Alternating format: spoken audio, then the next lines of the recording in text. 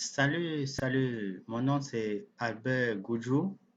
Aujourd'hui, je m'en vais vous démontrer notre logiciel de gestion de collecte appelé Asengo Collect. Notre logiciel est un logiciel de gestion de collecte journalière qui a les grandes fonctionnalités suivantes. La gestion des clients et des commerciaux, la gestion de la collecte journalière et le calcul des déductions mensuelles, la gestion des retraits et autres charges liées à un client ou bien au fonctionnement de votre société, la gestion des prêts ou encore appuis faits aux membres et aux clients et le suivi des remboursements. À la fin, le logiciel vous permet d'avoir plusieurs états de reporting afin d'évaluer votre activité. Notre logiciel fonctionne sur la plateforme Windows à partir de la version Windows 7 et peut être installé sur un poste fixe où il fonctionnera en mode autonome ou installé sur un réseau d'ordinateurs. Sans plus tarder, passons à l'interface de notre application. Après avoir téléchargé et installé avec succès notre logiciel, l'interface se présente telle que vous voyez. Nous avons ici une barre de menu, une zone d'affichage et une barre, un volet de commandes qui reprend encore toutes les commandes qui sont en dessous des menus. Donc, nous pouvons faire usage soit de cette barre verticale ou aller sous le menu chercher une commande que nous voulons exécuter. Commençons rapidement par les marchés. Nous répertorions tous nos clients par rapport au marché. Et pour ajouter un marché, il faut seulement cliquer sur le bouton Ajouter. Vous saisissez le code du marché et la désignation. Cela va s'ajouter directement dans la liste du marché, des marchés. En ce qui concerne les secteurs ici sont les secteurs d'activité. Les secteurs du marché, je vous l'ai dit. Dans un marché, par exemple, ici au marché fourni, vous pouvez avoir le secteur derrière bureau. Cela vous permet de répertorier de façon plus efficace et plus précise votre client, de le localiser, puisque dans la fiche client, vous aurez la possibilité de sélectionner le marché du client, le secteur du client et son numéro de comptoir si possible. Après avoir saisi les secteurs du marché, nous passons maintenant aux différents commerciaux. Ici, ce sont vos employés qui travaillent sur le terrain, qui vont chaque jour faire la collecte auprès des clients. Et la gestion se fait toujours de même. Vous double-cliquez, vous tapez le nom du client, son statut actif ou bloqué. Si il ne travaille plus, vous allez le bloquer. Son numéro de téléphone, son adresse, sa résidence et un commentaire si vous avez par rapport à un commercial. Vous saisissez là et puis vous enregistrez. Après cela, nous avons les plages de déduction. Ici, je vais rapidement organiser par du plus petit au plus grand pour dire que ici, nous avons pris un cas où, pour un mois donné, de 0 à 499 francs, il n'y a pas de déduction à faire pour un client. Si un client cotise à partir de 500 à 15 000, alors nous déduisons 500. Ceci n'est qu'un exemple qui est lié à la démonstration du logiciel. Vous pouvez modifier ces valeurs telles que vous voulez en fonction de votre activité. Vous voyez que c'est 550 là. Et enfin, maintenant, nous voyons les clients. Ici, nous avons un ensemble de plus de 500 clients. Cela voudrait dire que le logiciel peut vous permettre de gérer au-delà des milliers de clients. Pour chaque client, je vais prendre le cas de d'un client comme Épée Yannick, en le double-cliquant, cela m'affiche sa fiche du client. Et sa fiche de client me renseigne sur son nom, sa date de naissance, le lieu, son sexe, le téléphone, aussi son adresse. Et aussi, nous pouvons aussi récolter des données sur sa carte, sur sa pièce d'identification, telles que le numéro, la date d'établissement et le lieu. Et si nous avons des remarques à faire sur le client, nous le faisons aussi là. Ici, nous répéterons le client dans un marché. Il est au marché Etoubé, dans le secteur que nous avons bien mis, secteur marché. Bon, si le marché n'a pas d'autres secteurs, on peut prendre le secteur par défaut. Et son statut est actif, c'est-à-dire qu'il continue toujours à cotiser. Et ici, vous mettez son montant par défaut de cotisation. Si chaque jour, il cotise 1500, alors ça, c'est un montant par défaut que nous pourrons aussi le modifier pendant la saisie. Et son comptoir, si nous pouvons mettre ici le comptoir à 15, par exemple, nous lui affectons un commercial et son secteur d'activité, nous mettons là. Vous voyez que sur les listes déroulantes, il y a les boutons à la fin. Ça veut donc dire qu'à partir de la fiche client, si vous ne trouvez pas le marché que vous voulez, vous pouvez cliquer là pour créer un nouveau marché. Et une fois créé, le marché va s'ajouter dans la liste des marchés en cours. Ici, on a une situation récapitulative du client au cours du mois. Ici, on a ses cotisations du mois, les retraits du mois, son solde du mois.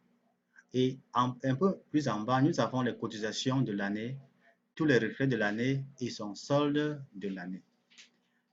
Tout ceci, après avoir fait, nous passons à l'onglet Appui. Appui ici nous permet de saisir un prêt qu'il nous a fait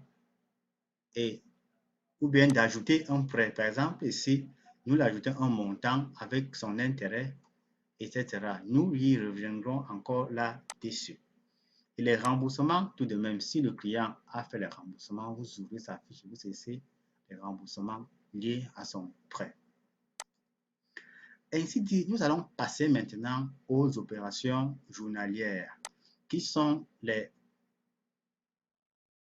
cotisations et les épargnes. Les cotisations journalières. Pour y aller, nous pouvons aller sur opération, cotisation journalière, ou bien à partir du volet droit, nous cliquons sur cotisation journalière. Cela va nous afficher cette fiche et avec la date par défaut, la date du jour. Nous sommes aujourd'hui le 6 janvier 2020.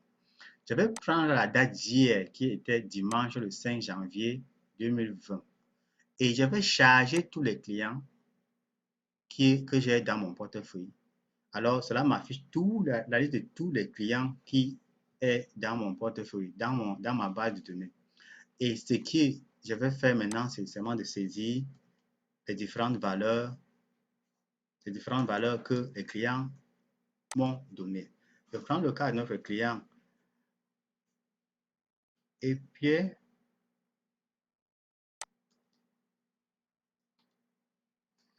si la liste est très longue comme celle-ci que nous avons à peu près 593 clients que nous gérons dans notre portefeuille. Alors, nous pouvons faire l'usage de cette barre de recherche pour chercher rapidement notre client, comme le cas de notre client EP. Le voici, et puis j'ai saisi son montant, 2500. Je peux aussi rapidement taper pour les autres clients que je vais voir et qu'ils ont déjà versé les montants à moi. Je peux revenir ici, effacer les données, ce qu'il y a dans la zone de recherche, afin que cela me réinstalle la liste des clients. Et vous voyez que ici, en bas, une fois que vous saisissez un montant, cela vous calcule automatiquement le montant total que vous avez saisi. Ça vous permet de vérifier ce que vous avez reçu pendant la journée et ce que vous êtes en train de saisir. Après avoir fini les saisies de la journée du 5 janvier, nous passons aux saisies de la journée du 6 janvier. Vous constatez que par défaut, la liste est vide. Il faut donc charger la liste des clients. Ici, le système afficherait que les clients actifs. Donc, si un client n'est plus actif dans votre base de données, alors le système ne va plus l'afficher quand je vais cliquer charger la liste. Je recherche encore mon client EP. En journée de 6, saisis le montant qu'il m'a versé, ainsi que pour les autres que j'ai en vue.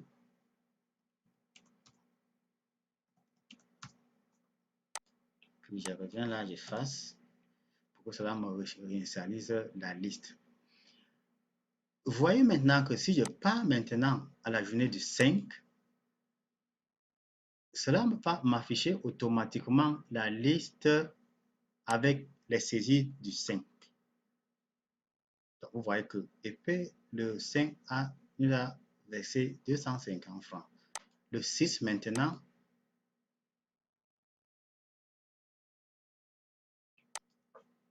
le 6, il nous a versé 1580 francs. Ainsi, nous pouvons continuer avec les retraits. Pour effectuer un retrait, nous allons toujours à Opération Nouveau retrait. Nous allons toujours rester avec notre client. Je clique sur le petit bouton pour rechercher notre client. Je fais un retrait de 350 francs, la date de l'opération et puis j'enregistre. S'il y a, cela m'affiche maintenant la liste de retraits de ce mois. S'il y a maintenant une autre charge que je vais ajouter, par exemple, pour ce client-là, tel que achat du carnet, je sélectionne le client. Je dis ici 150 francs comme achat du carnet.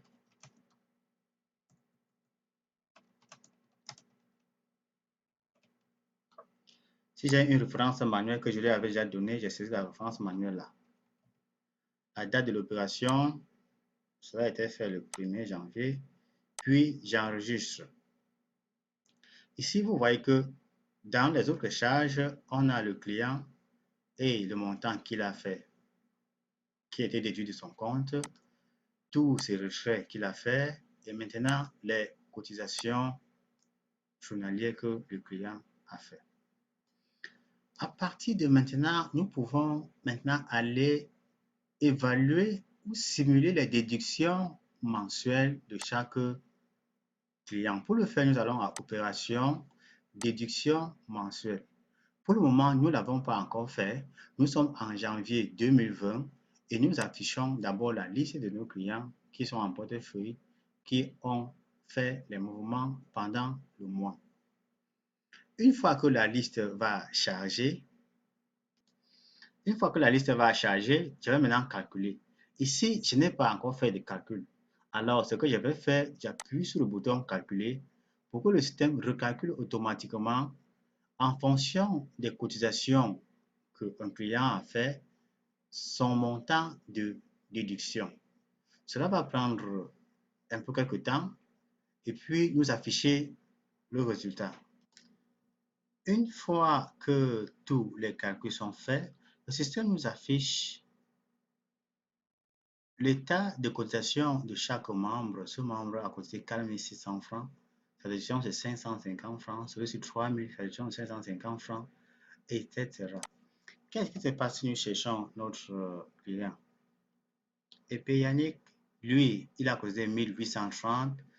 Sa déduction, c'est 550 francs. Ainsi, chaque mois, vous affichez la déduction, les différentes déductions en fonction du montant que les clients ont cotisé.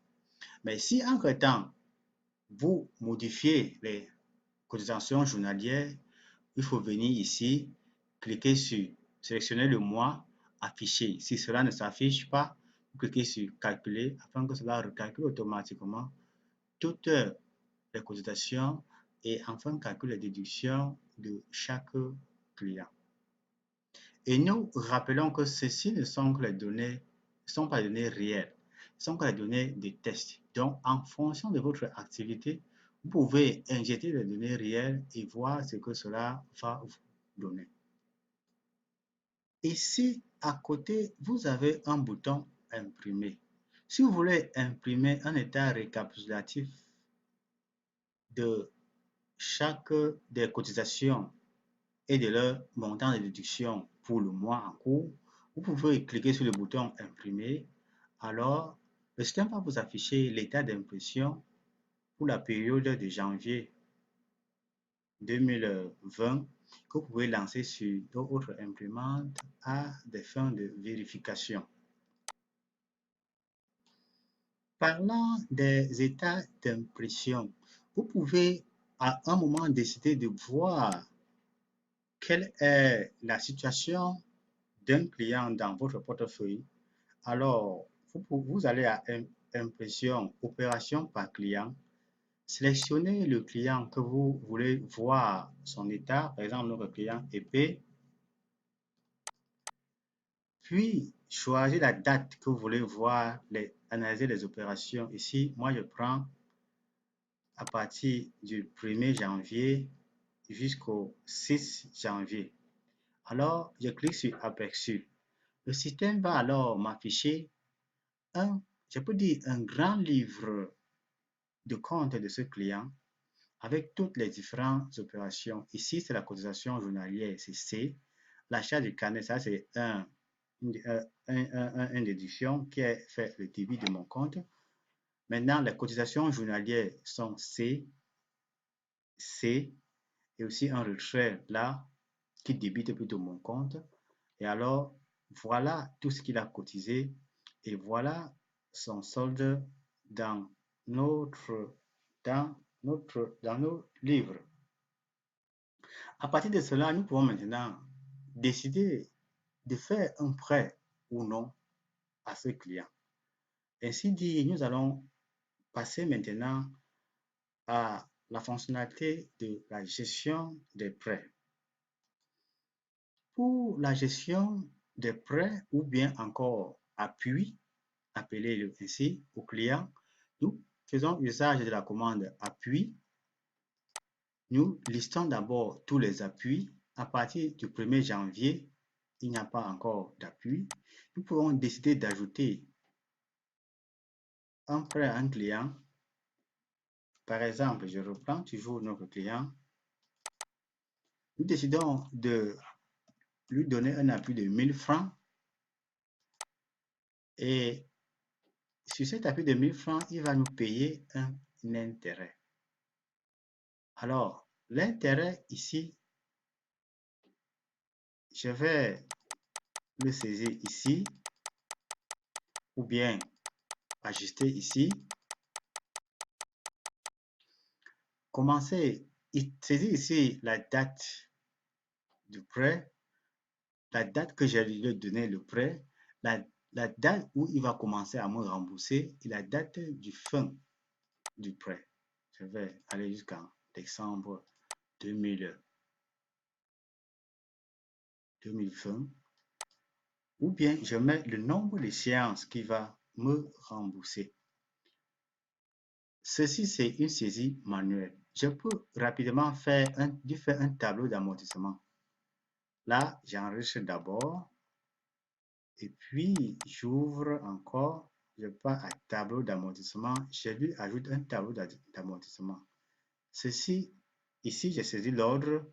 Le capital était de 1000 francs.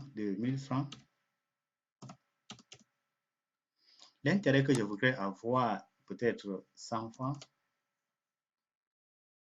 Le nombre de lignes de tableau d'amortissement que je voudrais avoir, peut-être 5 ou 10. Et je génère selon le type de remboursement que je vais avoir, le type de tableau d'amortissement ici, avec un taux d'intérêt particulier. Ça, ici, c'est quand vous voulez avoir les options, automatiques de génération de tableau d'amortissement. Là, je génère le tableau d'amortissement. Cela me dit que chaque mois, il va me verser chaque fois ou bien chaque échéance, il va me verser 83 francs et chaque fois qu'il va verser, comme l'intérêt est constant, l'intérêt sera 83. Et vous voyez que la somme va donner le montant que nous lui avons donné. Ainsi, nous enregistrons. Et puis, nous validons maintenant cet appui puisque si nous ne validons pas, nous ne pouvons pas faire les remboursements. Une fois que c'est validé, nous pouvons revenir chaque fois, saisir maintenant les remboursements, saisir la date de remboursement. Ce qu'il a remboursé en capital, je peux dire qu'il m'a remboursé 50 francs en capital, puis 10 francs en intérêt. Bon, si là-dedans, il m'a versé les dividendes, ça c'est dans le cas où vous entrez dans son capital, par exemple 5 francs, alors j'enregistre. Cela entre dans ces lignes de remboursement. Et il y a ici une synthèse de remboursement que le client a fait. Alors, nous pouvons aussi imprimer tout simplement la fiche de remboursement de ce prêt pour lui montrer au client que voilà les différents remboursements que vous avez déjà fait. Comme nous avons aussi imprimé le journal de cotisation de du client, de ce même client. Ça, c'est grosso modo, ceci est en gros ce que l'application peut rapidement faire dans la gestion des collectes journalières. Vous pouvez aussi exploiter les différents états d'impression que nous avons ici et que nous n'avons pas encore mentionné, telles que toutes les opérations. Vous pouvez décider d'avoir un peu le listing de toutes les opérations qui se sont passées dans le logiciel pendant une période. Alors, vous allez à impression sur toutes les opérations, vous sélectionnez la période et puis vous cliquez sur aperçu. Cela va vous donner le listing de toutes les saisies qui ont été faites dans l'application avec les différents motifs afin que vous vérifiez ou contrôlez la situation de vos collectes. Vous pouvez aussi également voir le solde de chaque client pour une période donnée, c'est-à-dire que vous allez voir pour chaque client ce qu'il a cotisé et ce qu'il a retiré pendant une période donnée. Pour le faire, il faut aller à impression, solde des clients, sélectionnez toujours la période que vous voulez évaluer, puis cliquez sur aperçu. Cela va rapidement vous afficher un état imprimable sur imprimante que vous pouvez imprimer et pointer manuellement dans le cas où vous constatez que vous avez des écarts dans votre gestion. Voilà, grosso modo, nous pouvons dire ce que notre application fait pour le moment. Nous l'avons implémenté pour un client qui avait près de 1300 clients, pour un utilisateur qui avait près de 1300 clients repartis dans 3 marchés de Yaoundé.